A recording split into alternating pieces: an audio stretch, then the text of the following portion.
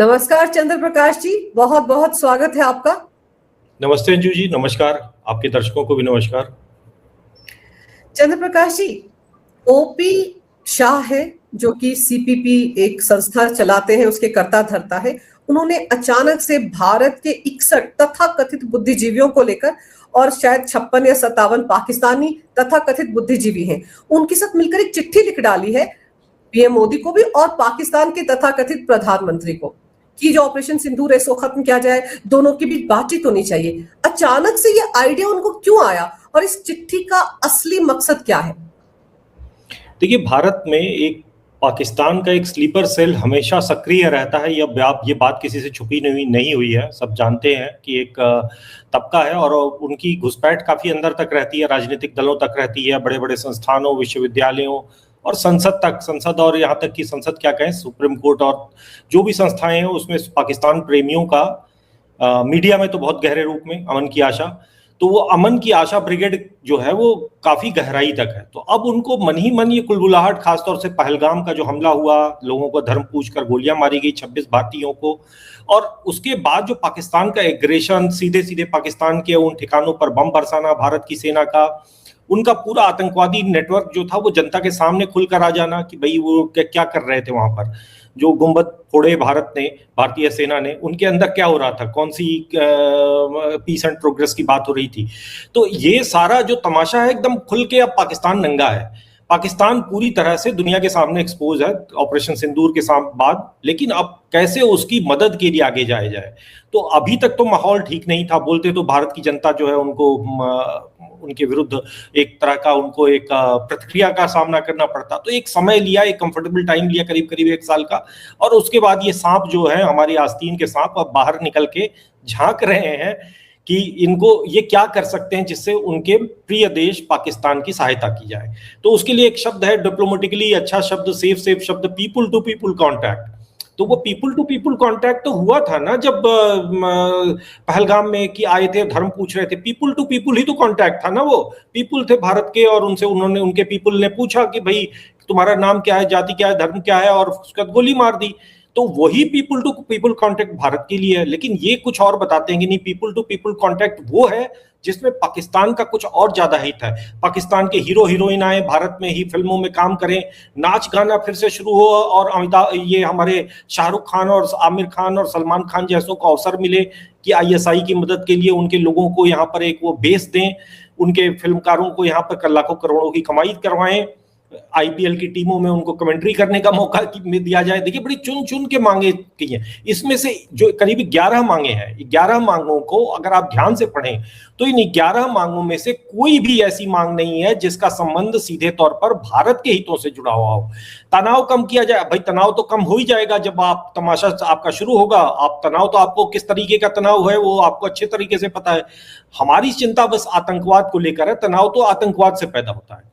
बाकी तनाव जो है वो वास्तव में जो नस दबी हुई है वो नस है सिंधु जल समझौता जो है, जब से भारत ने उसको स्थगित किया हुआ है, उसके झटके उनको रह के आ रहे हैं। एक अनिश्चितता है, पानी कभी बढ़ जाता है, पानी कभी घट जाता है। अभी जबकि भारत ने पानी पूरी तरह रोका नहीं है और ना ही अभी रोकने की क्षमता है भारत के पास, लेकिन जो शुरुआती जो झटके हैं वही इतने गंभीर हैं कि कोई कह रहा है, उनका मंत्री एक क्लाइमेट मिनिस्टर की, भाई हम हाथ काट देंगे, गर्दन काट देंगे, और भी अंट बातें। तो जो इनकी मांगों पर आप ध्यान से देखें, अब हाई कमीशन की नियुक्ति हो जाए तो भाई क्यों हो जाए, ताकि वो यहाँ पर आकर जासूसी करें, जो अब तक एक उनका तरीका रहा है, वो पूरा तंत्र फिर से एक्टिव हो, फिर से वहां पे शाम की पार्टियां गुलजार हों, जिसमें ये पूरी ब्रिगेड जो है वो अमन की आशा ब्रिगेड जाए और दारू पिए पाकिस्तान की।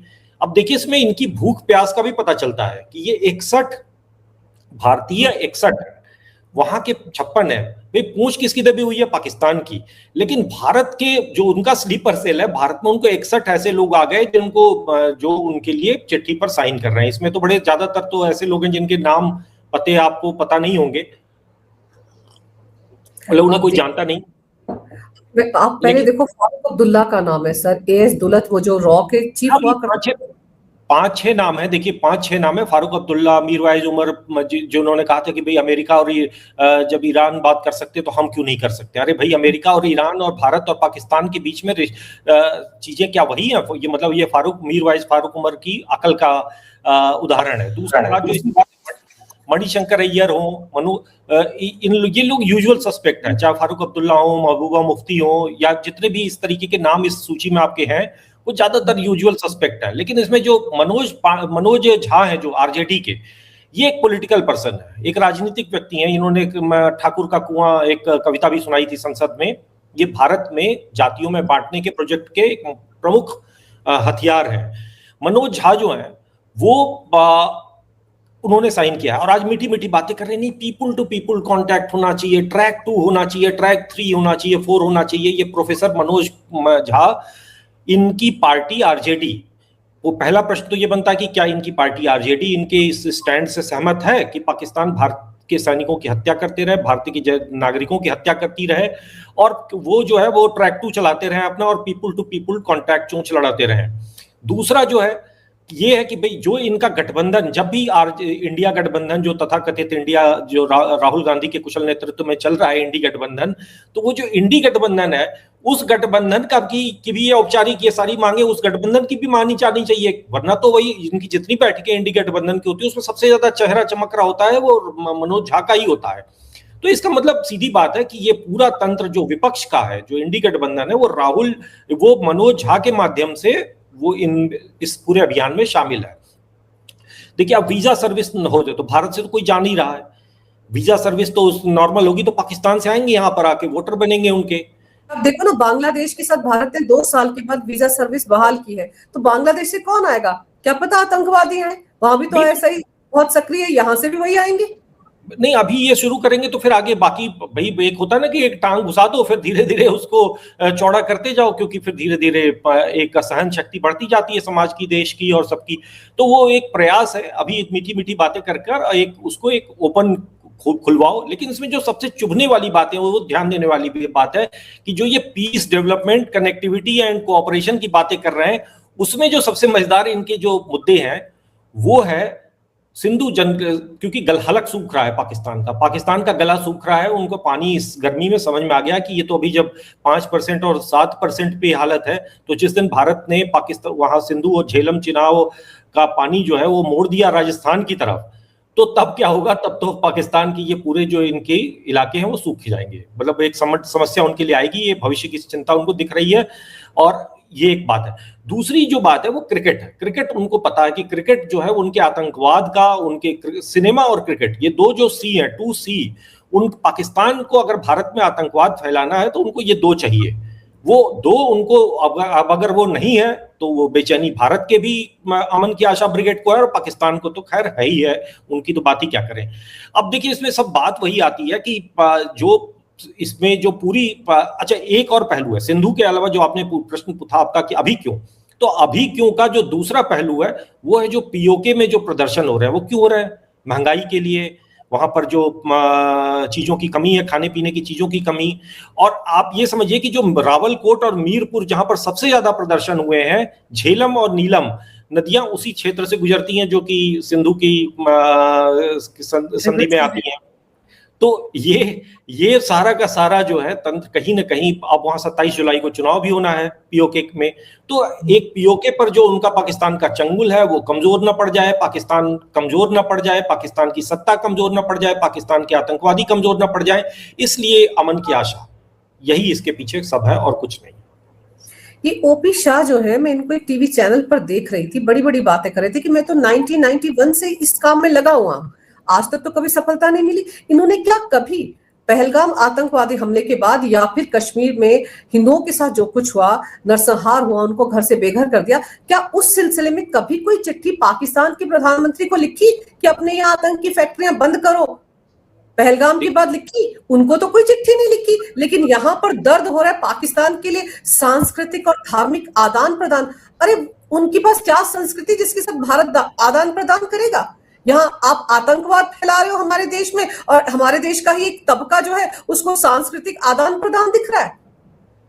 देखिए, सांस्कृतिक आदान प्रदान, ये जो ओपी शाह की आपने बात की, ओपी शाह के बारे में ज्यादातर लोगों ने इससे पहले कभी इनका नाम भी नहीं सुना होगा कि ये सज्जन है कौन। अचानक से इनकी नींद टूटी, एक स्लीपर सेल का एक सांप जो है निकला और रेंगता हुआ गया, और उनको ये समय मुफीद लगा, उनको ये उपयुक्त समय लगा कि जिस समय ये चिट्ठी लिखी जाए, और चिट्ठी लिखी जाए भारत के प्रधानमंत्री और पाकिस्तान के प्रधानमंत्री। भाई, पाकिस्तान की सत्ता पाकिस्तान के प्रधानमंत्री के हाथ में है भी कि नहीं, ये आपको पता नहीं है। पाकिस्तान की सत्ता तो वहां का वो फील्ड मार्शल चला रहा है, मौलाना मुनीर। तो जब मौलाना मुनीर के हाथ में सत्ता है तो वो चिट्ठी आप मौलाना मुनीर को लिखो ना, फिर आपको शहबाज शरीफ को लिखने की क्या जरूरत है। शहबाज शरीफ जो है वो कठपुतली है, ये बात आपको नहीं पता है, आप भारत पाकिस्तान के एक्सपर्ट बनते हो। तो ये जो ओपी शाह है, ये कुछ इनको ये वो नहीं है, ये एक चार्टर्ड अकाउंटेंट है। कलकत्ता में इनकी चार्टर्ड अकाउंटेंसी चलती, अकाउंटेंट का काम करते थे, और उसमें ही ये अचानक से भारत पाकिस्तान मामलों के जानकार बन गए। काफी समय से ये भारत पाकिस्तान संबंधों पे कभी लेख लिखते हैं अखबारों में, और खासतौर से भारत के मुख्य धारा के अखबार इनसे लेख लिखवाते हैं। भाई, कोई रैंडम व्यक्ति उठ के जाए और कहे कि मुझे टाइम्स ऑफ इंडिया के एडिटोरियल पेज पे स्पेस दे दो, तो कोई क्यों लिखवाएगा। तो इनका एक सपोर्ट सिस्टम, एक पूरा का पूरा अमन की आशा और जो सारा तमाशा है, उस पूरे तमाशा के एक तंत्र रहे हैं, इनको सही समय पर एक्टिवेट किया गया है। और ये चिट्ठी लिखवाते हैं, चिट्ठी लिखवाकर, और पूरे के पूरे मुद्दे, इसमें कहीं आतंकवाद शब्द का नाम नहीं है, इसमें कहीं भारत के किसी कंसर्न का बाकी बात नहीं है, इसमें पाकिस्तान को रेस्क्यू करने का पूरा भाव है कि पाकिस्तान को बचा लिया जाए, वो बड़े संकट में है। तो ये इस तरीके के लोगों पर इस तरीके के सांप निकल कर आ रहे हैं। अच्छी बात है कि निकल कर आ रहे हैं, बाकी तो यूजुअल सस्पेक्ट है। मेरा मानना है कि फारूक अब्दुल्ला और महबूबा मुफ्ती और मणिशंकर अय्यर वही कर रहे हैं जिसके लिए वो जाने जाते हैं। लेकिन जो इसमें लिस्ट में बाकी सूची में नाम है, ज्यादातर को तो मैं आइडेंटिफाई नहीं कर पा रहा हूँ। एक पत्रकार महोदया भी हैं जो दिल्ली में रहती हैं और फेक न्यूज के लिए ज्यादातर जानी जाती हैं। तो इस तरीके की ज्यादातर फर्जी लोगों का ही इसमें वो है नाम। देखिए, बात वही आती है अंततः कि इस तरीके के चेहरे एक के बाद एक सामने लाओ, एक भ्रम बनाओ, एक शांति का, और भारत को एक बचाव की मुद्रा। भारत सरकार कल को आप जाकर अंतर्राष्ट्रीय मंचों पर ये सीन बना सके पाकिस्तान की, देखो वो तो चाहता है शांति, लेकिन भारत की सरकार जो है वो शांति नहीं चाहती है। आप आतंकवादी हमले करो, लेकिन भारत की सरकार शांति नहीं चाहती है। कमाल है ये तो, मतलब ये नैरेटिव खेल पाकिस्तान चाह रहा है। और पाकिस्तान के जो पिट्ठू हैं मनोज झा के रूप में मैं मनोज झा कम और राहुल गांधी ज्यादा देखता हूं, मुझे उसके पीछे राहुल गांधी दिखाई दे रहा है। तो राहुल गांधी और ये पूरा इंडी ब्रिगेड जो है वो इस तरीके से पाकिस्तान के रेस्क्यू में आई, वो डायरेक्टली नहीं आ सकते थे, तो इसलिए उन्होंने हाथ घुमाकर हाथ पकड़ा है पाकिस्तान का। आगे देखिए, इस चिट्ठी में एक और मांग है, जम्मू कश्मीर पर फिर से बातचीत की जाए। कौन से जम्मू कश्मीर पर बात करेंगे? हमारे हिस्से पर तो कब्जा करके पाकिस्तान बैठा हुआ है, उनसे बोलिए खाली कर दे वो पीओजे को, आज बात बन जाएगी। नहीं, देखिए, ये जो ओपी शाह की बात आ रही थी ना, ओपी शाह सबसे पहले इन्होंने जब धारा 370 हटाई गई थी 2019 में, तो उस समय इन्होंने एक सेमिनार आयोजित किया था दिल्ली में, और उसमें सेमिनार में ये 2000 धारा 370 और जम्मू कश्मीर के भारत में विलय का जो मतलब पूर्ण रूप से विलय का, इन्होंने बाकायदे उस सेमिनार में वक्ताओं को ऐसे जुटाया था जिन्होंने विरोध किया था। बहुत ज्यादा पब्लिसिटी नहीं मिली थी क्योंकि उसमें कोई इनको जानता नहीं था, तो ये सक्रिय थे, ये ऐसा नहीं कि नहीं थे। तो ये जम्मू कश्मीर पे को सुलगाए रखना है। जम्मू कश्मीर किसका मुद्दा है? पाकिस्तान का मुद्दा है। भारत की संसद तो कह चुकी जम्मू कश्मीर क्लोज चैप्टर है। भारत की मतलब धारा 370 हटने के बाद जो रही सही गुंजाइश थी वो भी खत्म हो गई है। लेकिन ये भारत के 61 सांप हैं, आस्तीन के सांप, जो कि जम्मू कश्मीर को भारत का हिस्सा बनाए रखने में उनकी आपत्ति है। और ये उन सांपों के पीछे जो नाग हैं, जो उनको अगर देखा जाए, जो अजगर हैं, एनाकोंडा हैं, जो भी कहे, वो राजनीतिक लोग हैं, वो भारत की मुख्य विपक्षी दल पार्टी भी है। तो इस चीज को हमें पूरी एक समग्रता में समझेंगे तो हमको समझ। और लाके ये क्या कह रहे हैं कि 2004-2007 में जब यूपीए की सरकार थी, तो जो उन्होंने एक कंपोजिट डायलॉग, जो एक तमाशा शुरू किया था मनमोहन सिंह के समय में, उस समय अमन की आशा का सबसे स्वर्णिम काल था। हालांकि था तो वाजपेयी जी के समय में भी, लेकिन वाजपेयी जी को मान सकते हैं कि ठीक है आप कुछ ज्यादा ही, और उस समय चूंकि नागरिक सरकार थी वहां की, तो आपने एंगेज किया, कोई बुराई नहीं है, क्योंकि नवाज शरीफ थे। लेकिन अब जो है, आप आज के समय में, जबकि इतना समय बीत चुका है, आप 2004 से 2007 के उस विंडो को याद कर रहे हो जिसमें पाकिस्तान जो है हमको रोज ब्लीड करता था, रोज आतंकवादी हमले होते थे, रोज भारत के शहरों में पाकिस्तान धमाके कराता था, और हमारे यहाँ से वही अमन की आशा की संपादकीय लिखे जाते थे और फूल भेजे जाते थे और डोजियर भेजे जाते थे। तो व्यवस्था को ये फिर से लागू कराना चाहते हैं। इनको मालूम नहीं है कि समय बदल चुका है, भारत भी बदल चुका है। सर 2007 तक कंपोजिट डायलॉग चल रहा था भारत और पाकिस्तान के बीच, तो ये जो ओपी शाह आएंगे, ये पूरा गैंग है जो ये अमन की आशा वाला, ये भूल गए कि 2008 में कितना बड़ा आतंकवादी हमला मुंबई पर हुआ था। तो कंपोजिट डायलॉग चल रहा था, उसके बीच में इतना बड़ा आतंकवादी हमला पाकिस्तान ने भारत पर करवाया, वो इनको दिख नहीं रहा है। वो इनको ठीक लग रहा है कि वो आतंकवादी हमले करते रहे और हम डायलॉग करते रहे। नहीं तो इसीलिए तो सब हो रहा है ना। देखिए आगे भी आतंकवादी हमले होते रहे, इसके लिए सुनिश्चित करने के लिए, अगर आज आतंकवादी हमले नहीं हो रहे हैं तो इसके पीछे कारण यही है कि आप पाकिस्तान के साथ जितना इंगेज करोगे, ये वो गंदगी है जिसके साथ आप जब भी हाथ लगाओगे आप गंदे होगे, आप परेशानी में पड़ोगे। भारत के पास पाकिस्तान नाम की बुराई का जब तक एक सामान्य बुद्धि थी, तब तक लोग सोच रहे थे कि नहीं शायद उधर भी इंसान है, इधर भी इंसान है। कोई इंसान नहीं है। मौलाना मुनीर ने स्पष्ट कर दिया है, और ये स्पष्टता तो बहुत पहले ही भारत के नेतृत्व को आ जानी चाहिए थी, जब उन्होंने जिन्ना ने अलग देश मांगा था, लेकिन नहीं हुआ। लेकिन आज 2014 में मोदी जी के आने के बाद ये स्पष्टता है कि ये कोई जियोपॉलिटिकल समस्या नहीं है, ये कोई बंटवारे की समस्या नहीं है, ये दो संस्कृतियों की लड़ाई है जिसको आपको समझना पड़ेगा। उनका लक्ष्य है हिंदू धर्म को नष्ट करना, भारत को नष्ट करना। वो हर तरीके से उसका प्रयास करेंगे। पाकिस्तान का अस्तित्व वरना औचित्य खत्म हो जाता है। पाकिस्तान कोई आटा और दाल चावल और बिजली और खुशहाली के लिए थोड़ी बना था, वो तो भारत को नष्ट और हिंदू धर्म को नष्ट करने के लिए बना था। उनके आबादी उन्होंने भारत में छोड़ी ही थी इसलिए रणनीतिक रूप से कि वो उस चीज को संभव बनाए, और उसका एक पूरा राजनीतिक नेतृत्व, एक पूरा ढांचा भी बना जो कि इस चीज को सुनिश्चित करा सके। ये 61 लोग उसी के सैंपल हैं, और कोई बाहर के आसमान से टपके हुए लोग नहीं है। इनको हम पहचानते हैं, ये लोग कौन है। सर एक नैरेटिव की बात हमेशा होती रही है, भारत के अंदर बहुत सारे ऐसे जर्नलिस्ट हैं जिनको पैसा मिलता था और वो pro Pakistani propaganda narrative Bharat में बनाते थे। और अब वो तो अब्दुल बासित जैसा इनका जो एक हाई कमिश्नर था भारत में पाकिस्तान का, उसने तो सरेआम एक इंटरव्यू में कहा था, हाँ हमने तो फलानी वो शोभा डे उनको पैसे दिए थे कि भाई ऐसा आर्टिकल लिखो। तो ये जो जमात अचानक से उठ खड़ी हुई है 61 पाकिस्तान प्रेमी, ये इनको भी तो कहीं से फंडिंग आ रही होगी, कहीं से तो इनको पैसा आ रहा है कि लिखो ये चिट्ठी। अपने आप से उठकर तो ओपी शाह खड़े नहीं हो गए होंगे, या फिर उनको लग रहा है कि मैं हाशिए पर, मुझे कोई जानता नहीं, कम से कम मैं चिट्ठी लिखूंगा ऐसी तो मुझे जानने लग जाएंगे। आपको क्या लग रहा है? मुझे तो लगता है फंडिंग हुई है कहीं से इनकी। नहीं, बिना फंडिंग के, बिना पैसों की ये लोग कुछ नहीं करते। इनकी भावनाएं किसी देश से नहीं है, पैसों के पुजारी हैं, तो बिना पैसों के तो बात भूल जाइए।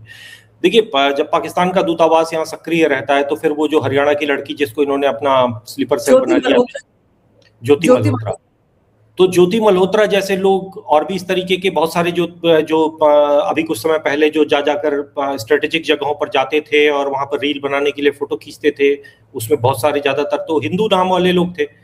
तो आप पैसा दोगे तो कुछ ना कुछ लोग तो खरीद ही लोगे, 100 लोगों में ट्राई करोगे, 5 भी खरीद लिए तो आपका तो काम हो गया। तो भारत में उनका ये तंत्र चलता रहे, ये पूरी व्यवस्था चलती रहे, इसके लिए बहुत जरूरी है कि यहाँ पर उनका एक सेंट्रल कमांड रहे, और बिना पैसे के तो कोई काम होता नहीं है। पाकिस्तान को पता है कि उसका अस्तित्व तो इसके बिना संभव नहीं है, वरना और सबसे बड़ी तत्कालिक रूप से जो उसके सामने चुनौती है वो निश्चित रूप से सिंधु का पानी है, क्योंकि अगर पानी नहीं आएगा तो फिर आतंकवाद तो उनका गया काम से। दूसरी बात है कि अगर जिस तरीके से उसी का आफ्टर इफेक्ट जो हम पीओजेके में जो हम देख रहे हैं प्रदर्शन, और वो प्रदर्शन सीधी बात है कि पाकिस्तान की पकड़ वहां पर कमजोर, पाकिस्तान की जो राजनीतिक सैनिक पकड़ है, वहां के लोग अगर ये कह रहे हैं कि तुम पाकिस्तान यहाँ से जाए, हमारा पाकिस्तान से कोई लेना देना नहीं, अगर इस तरीके की बात वो कह रहे हैं कि हमारा तो मामला हिंदुस्तान और के साथ है, तो अगर इस तरीके की बात पाकिस्तान ऑक्यूपाइड कश्मीर में अगर हो रही है तो ये बहुत बड़ी डेवलपमेंट है, और इसका सीधा संबंध चिनाब के पानी से है, झेलम नीलम के पानी से है। और ये जिस दिन ये पानी का टैप और टाइट होता जाएगा उतने ही इनके हलक और सूखेगा। ये बात भारतीयों को समझना पड़ेगा। इस समय हमें अपने देश की सरकार के साथ खड़ा होना पड़ेगा कि ये वो काम है, ये जो धीरे धीरे होगा, इसके परिणाम भी धीरे धीरे आएंगे, और एक तरह का कैमोफ्लाज बना के होगा, एक तरह का भ्रम भी बनाना पड़ेगा। हो सकता है कि भारत सरकार एक भ्रम का निर्माण करे, क्योंकि बड़े मायावी राक्षस हैं ये तुरंत आपको एक इंटरनेशनल नैरेटिव बनाएंगे कि देखो भारत जो है वो शांति नहीं कर रहा है, भारत जो है हमारा शांति के हमारे प्रयासों को इनकार कर रहा है। तो एक तरह का आपको एक भ्रम जाल, माया का युद्ध माया से ही लड़ा जाता है। तो आपको भी थोड़ा अपना मायावी रूप दिखाना पड़ेगा, संभवतः कर रहे हैं या करेंगे, वो भी होगा। सर, पाकिस्तान की तरफ से जिन्होंने साइन किया उनमें पाकिस्तान के पूर्व विदेश मंत्री खुर्शीद महमूद कसूरी भी हैं, वहां के अशरफ जहांगीर काजी एक पूर्व राजनयिक भी हैं, कोई वैज्ञानिक भी हैं। तो आप ये देखिए, पहले तो जब ये यूपीए का जमाना था, ये लोग तो बड़े आराम से भारत में आते जाते थे, इनकी तो महफिलें सजा करती थी दिल्ली में। अब वो सब नहीं हो पा रहा है, इसीलिए ओपी शाह को लग रहा है कि जल्दी रास्ता खुले, फिर से महफिलें सजे, पैसा आए और दावतें हो। बिल्कुल, वो एक पूरा तंत्र था, इस पूरे तंत्र की सारी बेचैनी है। अब तो एक जो दिल्ली में उनका एक क्लब था, जो जिमखाना क्लब, वो भी छिन गए। अब बचाओ पाकिस्तान का दूतावास है चाणक्यपुरी में, जो वो मस्जिद बनी हुई है हरे डोम वाली, अब वो उसमें शामे गुलजार हो अगर ये फिर से भारत के लोग अगर झांसे में आ जाए, भारत की सरकार झांसे में आ जाए, भाई अब कहाँ पे बेचारे इनका गम गलत करेंगे। तो वही प्रयास है और कुछ प्रयास नहीं है। और ये जितने भी लोग हैं, देखिए अब वही बात है कि अब ये लिस्ट अगर आप देखिए तो बड़ी लंबी है। वही वसीम अकरम, ये तो आके यही इनको कमेंट्रेटर और क्या क्या क्रिकेट के लिए बिठा के रखा था। इस हालांकि वसीम अकरम का नाम इसमें नहीं है, लेकिन वसीम अकरम का जो भी कुछ दिन पहले आया था ना कि उनके कोई सज्जन की मृत्यु हो गई और उसमें उनके नमाजे जनाजा में पूरे नहीं थे, वो तो वो रावलपिंडी एक्सप्रेस जिसको कहते हैं, जो फास्ट शोएब अख्तर, हाँ मतलब हो सकता है मैं गलत, मैं क्रिकेट के बारे में उतनी जानकारी नहीं रखता, हो सकता है कि कोई भी मतलब एक पाकिस्तानी क्रिकेटर जो आके भारत में लाखों करोड़ों कमाता रहा, जो भारतीयों को भारतीय जिसे बड़ा अच्छा क्रिकेटर मानते रहे, वो आतंकवादियों की महफिल सज रही है उसके यहाँ। उसके यहाँ लश्कर ए तोयबा के आतंकवादी जो है अपनी AK-47 के साथ आ रहे हैं उसके घर में, मतलब ड्राइंग रूम तक अगर आतंकवादी आपके आ रहा है तो आप भारत आके क्या कर रहे होगे, ये समझ में आता है। इतना भी बेवकूफ कोई नहीं है। तो अंततः देखिए ये पूरा एक तंत्र है, उस तंत्र को अपनी जमीन की शक्ति दिख रही है। सरकार ने जो 2014 के बाद धीरे धीरे चूड़ी कसनी शुरू की और जाकर 2025 में जब ये पहलगाम का हमला हुआ तो फाइनली एक करारा हमला किया, एक ऐसा हमला किया जो लगभग 3 दिन का आप युद्ध कह सकते हैं। पाकिस्तान के उस पूरे टेरर नेटवर्क को एक्सपोज करके सामने रख दिया और पाकिस्तान की उन कमजोर जो एक आतंक जो लंबे समय से परमाणु बम का एक गीदड़ भभकी थी, उस गीदड़ भभकी को भी खत्म कर दी। वरना तो ये लोग कहते अरे नहीं भाई पाकिस्तान से बात करो क्योंकि वो एटम बम है उनके पास। हम लोग भी कहीं ना कहीं डर जाते थे यार उनके पास एटम बम है यार, कल को ठीक है थोड़ा बहुत पागल है लेकिन थोड़ा इनके साथ इंगेज करो। लेकिन वो भी जो एक गिदड़ भभकी थी 2025 में, उसकी भी तिलांजलि हो गई कि भाई तुम्हारा एटम बम पता नहीं किस काम का है नहीं है, जब होगा तो देख लेंगे। भाई कब तक हम तुम्हारी इस तरीके से धौंस और ये बंदर घुड़की सुने। तो बहुत कुछ टूटा 2025 में। सिर्फ वो डोम जो था मस्जिद का, वो अंडे नहीं फूटे थे बल्कि बहुत कुछ फूटे थे। पाकिस्तान में काफी कुछ फूटा था और ये उसी की पीड़ा है। अब 1 साल बाद निकली है, ये मवाद उनके अंदर भरी हुई थी और आज ये थोड़ा खुलेगा तो कल फिर और भी आतंकवादी भी आएंगे और फिर अमन की आशा जो है ढंग से निकलेगी। फिर दिल्ली बंबई में धमाके होंगे, फिर कहीं कोई हिंदुओं को मारा जाएगा, किसी मंदिर को निशाना बनाया जाएगा। वो नहीं हो पा रहा है। इसी की पीड़ा ओपी शाह को है, इसी की पीड़ा महबूबा मुफ्ती को है, इसी की पीड़ा जो है फारूक अब्दुल्ला को है और ये जितने आस्तीन के सांप हैं इन सबको उसी की पीड़ा है और उनके पीछे जो उनके आका है उनकी भी पीड़ा यही है। और फिर आप ये देखो कि अभी भारत जो है FATF में फिर से जोर लगाने जा रहा है कि इसको ब्लैक लिस्ट में डाला जाए या ग्रे लिस्ट में डाला जाए पाकिस्तान को। और अभी पीड़ा सोनिया गांधी की भी छलकी थी। अब याद करो, UN की एक रिपोर्ट आई थी जिसमें फिलिस्तीन को लेकर कहा गया था कि इजराइल ने वहां हमले के बच्चे मारे गए। सोनिया गांधी को बड़ा रोना आया, उन्होंने तो एक आर्टिकल लिख डाला और मोदी सरकार से कहा कि वो फिलिस्तीन के पक्ष में क्यों नहीं बोलते। आप सोचिए कि ये जो सोनिया गांधी, इन्होंने कभी भी बांग्लादेश में हिंदुओं पर हो रहे अत्याचारों पर एक भी आर्टिकल नहीं लिखा। बांग्लादेश क्या, 2021 में पश्चिम बंगाल में जो हिंदुओं के साथ हुआ था उस पर भी कभी आर्टिकल नहीं लिखा। लेकिन दर्द कहां हो रहा है, फिलिस्तीन को लेकर। तो वो भी तो उनकी जो तुष्टीकरण की राजनीति है उसी का हिस्सा है ना। और उस आर्टिकल के बस 2 दिन के बाद ये चिट्ठी लिख डाली जाती है जिसमें मणिशंकर अय्यर भी हैं जो कि पाकिस्तान में ही पड़े रहते थे। देखिए उनको बांग्लादेश के हिंदुओं पर पीड़ा क्यों नहीं हुई, इन पे क्यों नहीं हुई, उन पे नहीं हुई, प्रश्न पूछने का औचित्य खत्म हो चुका है। सोनिया गांधी को हिंदुओं के मरने पर पीड़ा होती नहीं, वो तो हिंदू भारत के हिंदुओं को मरवाने में लगी हुई थी। तो हिंदुओं से उनका कोई संबंध है नहीं, ना ही उनकी पार्टी का संबंध है। चिंता की बात यह है कि सोनिया गांधी को गजा के मुसलमानों के लिए पीड़ा हो रही है, ठीक है, चूंकि वो यहूदी और मुसलमानों का युद्ध है तो उनको उसमें एक लाइन ले रही है, वो मुसलमानों का पक्ष ले रही है, उनकी राजनीति को सूट करता है, वहां भी ठीक है। मेरी चिंता यह है कि वो अफगानिस्तान के बच्चों के लिए भी उनके जो मुसलमान है बलूचिस्तान के बच्चों के लिए भी उनके मन में पीड़ा नहीं आती है जो मुसलमान है। इसका मतलब सोनिया गांधी की निष्ठा पाकिस्तान मुसलमानों के प्रति नहीं है, सोनिया गांधी की निष्ठा भारत के शत्रुओं के प्रति है। सोनिया गांधी को पाकिस्तान भारत का शत्रु है, इसलिए पाकिस्तान के प्रति उनकी निष्ठा है। गाजा से उनकी इसलिए पीड़ा है, मतलब वो है क्योंकि इजराइल जो है वो भारत का मित्र है, इसलिए उनको गाजा के प्रति प्रेम है। तो सोनिया गांधी की जो निष्ठा है बहुत स्पष्ट है। ये भारत के लोगों का दुर्भाग्य है कि वो नहीं देख पा रहे हैं, वो अभागे लोग हैं जिनको नहीं दिख रही है सोनिया गांधी की निष्ठा किससे जुड़ी हुई है।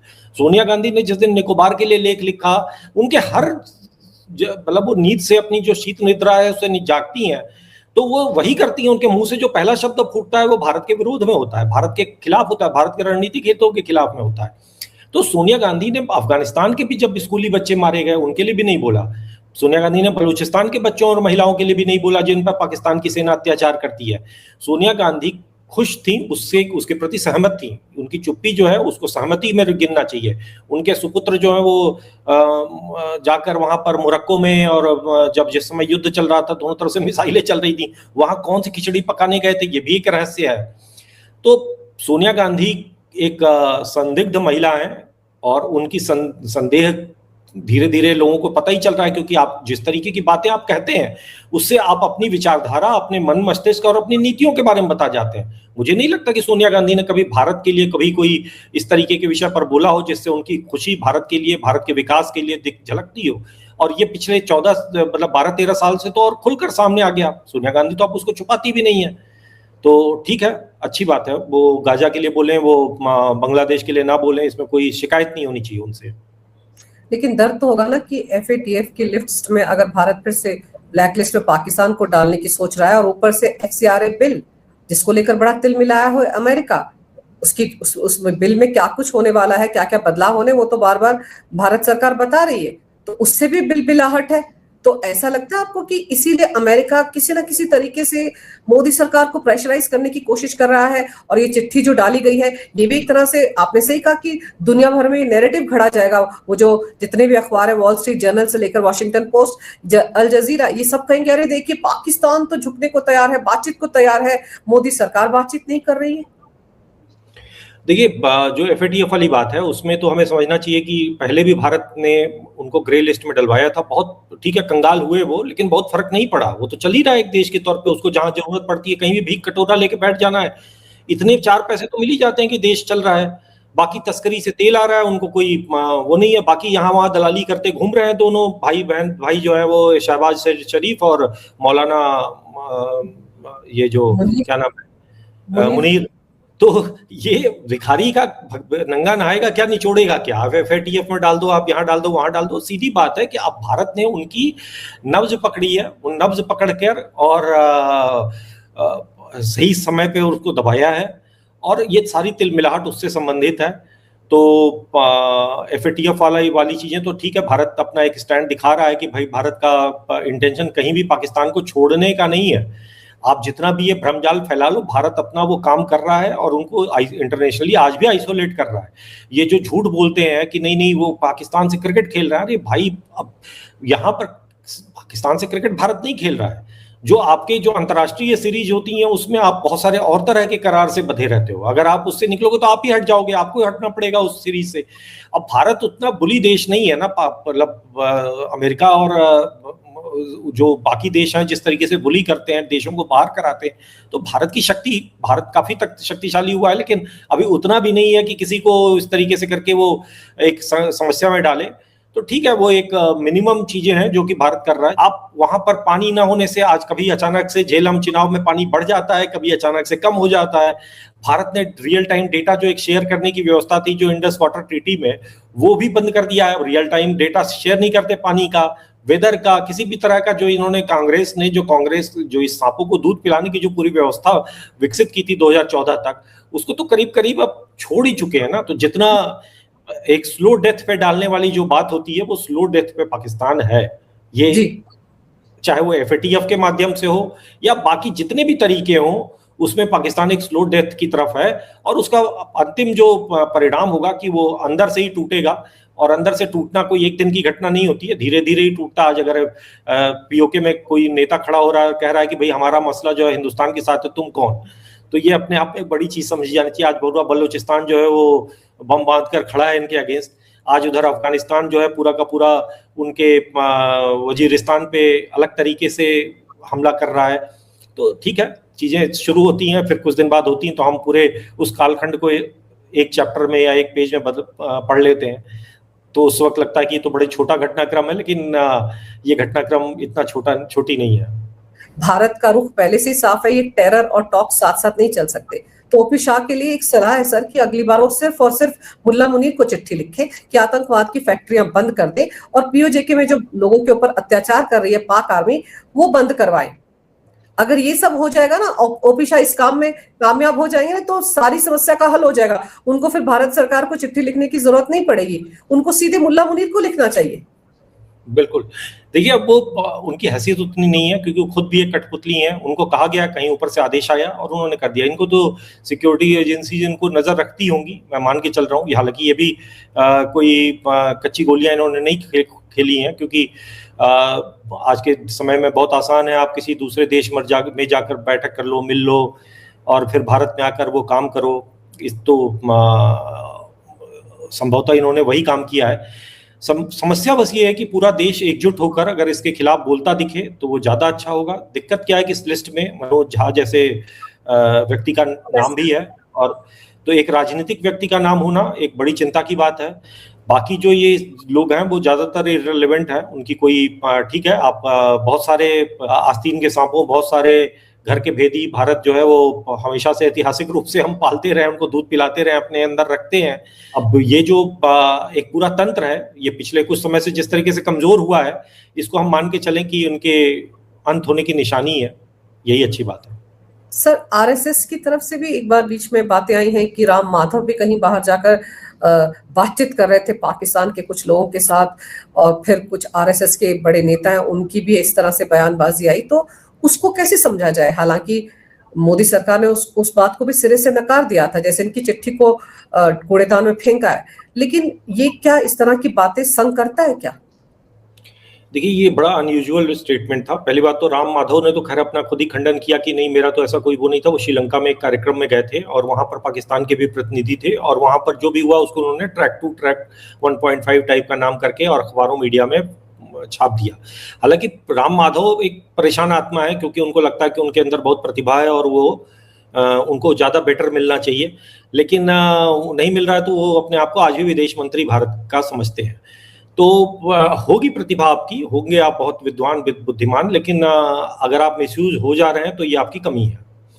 आप कहीं मुंह से कुछ आपके निकल जाता है, आप बाद में कहते हो कि नहीं वो मेरा गलत जजमेंट ऑफ वर्ड्स था, लेकिन ठीक है। तो लेकिन आरएसएस के जो दूसरे नंबर 2 कहा जाए, दत्तात्रेय होसबोले जी ने जो कहा, वो उन्होंने ये कहा, उनका जो स्टेटमेंट है वो बड़ा चिंता में डालने वाला है। अगर प्रथम दृष्टया देखें तो चिंता में डालने वाला है। उन्होंने कहा कि भाई पड़ोसी हैं और हमारी बातचीत होते रहनी चाहिए भारत और पाकिस्तान की। अब ये जो है संघ के स्थापित उस पूरे जो शुरू से लेकर, आप कभी कल्पना नहीं कर सकते कि आरएसएस के किसी नेता के या किसी कार्यकर्ता के मुंह से ये बात निकले, उनके किसी एक स्वयंसेवक के मुंह से ये नहीं निकल सकता कि ये बातचीत, मतलब राजनीतिक रूप से दिए जाने वाले बयान अलग होते हैं, लेकिन एक जो हृदय से बात निकलती है वो यही है कि भाई पाकिस्तान नालायक देश, इनसे बात ही मत करो, इनके मुंह ना लगो। तो वही एक प्रभाव रहता है। अब उन्होंने क्यों कहा है, कहां से तौल कर कहा है, या क्या उनकी नीयत थी, वो तो वही जानेंगे। लेकिन उनके बयान में एक वो पुराना एक स्टैंड कहीं ना कहीं झलकता है, जो वाजपेयी जी के समय का जो एक नॉस्टैल्जिया वाला था कि नहीं हम पड़ोसी नहीं बदल सकते और हमको बातचीत करते रहना चाहिए। लेकिन बातचीत करते आपने आपकी के संस्था ने, आरएसएस ने केंद्र में जिस सरकार को बिठाया है, जिस सरकार के लिए आपने उसको लेने दो ना स्टैंड। प्रधानमंत्री बोलेंगे, विदेश मंत्री बोलेंगे, विदेश मंत्रालय के प्रवक्ता बोलेंगे, वो सरकार आपकी चुनाई, आपको हर चीज में नाक घुसेड़ना। एक समस्या थी मोहन भागवत जी की, अब दूसरे आप भी शुरू कर दिया, आपने भी शुरू कर दिया। एक गरिमा आपने मेंटेन की थी, लेकिन पता नहीं क्या इसके पीछे क्या है रणनीति, मैं उसके बारे में नहीं कुछ कह सकता। लेकिन जो भी है ये लूज स्टेटमेंट है, इसका मिसयूज करेंगे लोग। आज 3-4 दिन से चल रहा है, 5 दिन से खबरें चल रही हैं कि कोई ट्रैक टू डिप्लोमेसी चल रही है। 4 या 5 बैठकें हो चुकी हैं, थाईलैंड में हो चुकी है, श्रीलंका में हो चुकी है। भारत बार बार उसका खंडन कर रहा है, बड़ी मजबूती से खंडन कर रहा है। भारत अगर चल रही होती तो भारत सरकार चुप हो जाती। इसका मतलब है कि भारत सरकार अगर औपचारिक रूप से उसका खंडन कर रही है तो इसका मतलब वो ऐसी कोई डिप्लोमेसी नहीं चल रही है। अगर चल रही है तो पाकिस्तान बताए कि भाई किन लोगों से क्या बात की अब तक। लेकिन अगर उसमें जो एक भ्रम की स्थिति पैदा हुई है वो आरएसएस के 2 लोगों का नाम आने से हुई है। उनके लिए सबक होना चाहिए कि हर जगह आप मत नाक घुसोड़ो। अगर आपकी सरकार है तो कम से कम चुप रहना सीख लो। आपकी सरकार बोले वो ज्यादा अच्छा है, वो ठीक है, वो आपका जो स्टैंड है हो सकता है वो उसका भी हो, लेकिन इस तरीके से आप हर जगह नाक घुसेड़ेंगे तो आप अपनी भी गरिमा अपनी भी मर्यादा भूलेंगे और जनता की नजरों में भी आप ये वो विषय नहीं है। हिंदुओं को मारा गया था और वो विषय जो है आपका भी है, आपकी भी चिंता का है, आपने उनकी लड़ाई लड़ी है। जम्मू कश्मीर में भी हिंदुओं की लड़ाई लड़ी है। जब भारत पाकिस्तान का बंटवारा हो रहा था तो उस वक्त भी आपने उस वक्त किस तरीके से संघ का योगदान रहा है लोगों को बचा कर भारत लाने में। तो संघ का एक इतिहास रहा है, ये इतिहास उनको पता तो होगा ही, लेकिन कैसे भूल होती है ये सोचने वाली बात है और ये भूल नहीं होनी चाहिए। ये मतलब अक्षम्य है। बिल्कुल ये भूल नहीं होनी चाहिए। और दूसरा ये जो चिट्ठी लिखी गई है, देखते हैं इनके असली आका कौन है। आने वाले दिनों में ओपी शाह का आका कौन है उसका भी खुलासा हो जाएगा, कहां से फंडिंग आई, किसने नैरेटिव सेट करने के लिए कहा। और मजेदार बात है कि अगर पाकिस्तान वाकई बड़ा डरा है, क्योंकि उसको तो डर ऑपरेशन सिंदूर चल रहा है, हम बार बार कहते हैं कि वो चल रहा है, उससे भी डर लगता होगा उसको कि चल रहा है, कम से कम उस पर पूर्ण विराम लग जाए, ये चाह रहा होगा पाकिस्तान, इसलिए इस तरह की बातें की गई। लेकिन पैसा कहीं ना कहीं से इनको आया है, इसीलिए इन लोगों ने इस चिट्ठी पर दस्तखत किए हैं और उसकी पोल जरूर खुलनी चाहिए। जांच एजेंसी चौकन्नी है, पता तो लगाया जाएगा कहां से क्या कुछ हुआ है। लेकिन आपने चंद्र प्रकाश जी समय निकाला, बहुत विस्तार से इस विषय पर बहुत अहम जानकारी मेरे दर्शकों को दी। आपका बहुत बहुत धन्यवाद। नमस्कार। भारत माता की जय। वंदे मातरम। जय श्री राम। जय श्री राम।